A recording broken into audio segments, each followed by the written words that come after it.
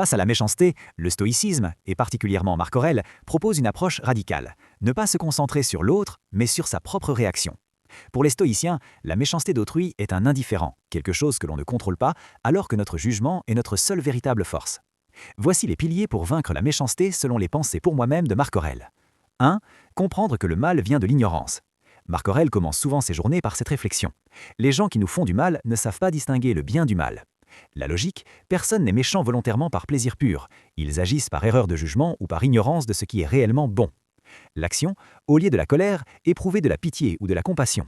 On ne se met pas en colère contre un aveugle qui nous bouscule. Il en va de même pour celui qui est aveugle moralement.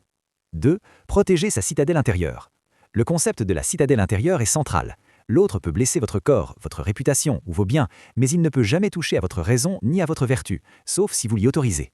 La citation clé, l'effacement de l'opinion entraîne la disparition du sentiment de dommage.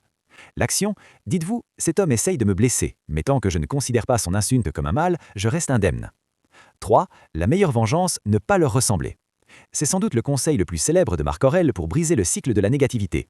Le principe, si vous répondez à la méchanceté par la méchanceté, vous devenez ce que vous critiquez. Vous perdez votre propre sérénité pour vous aligner sur le niveau de l'agresseur.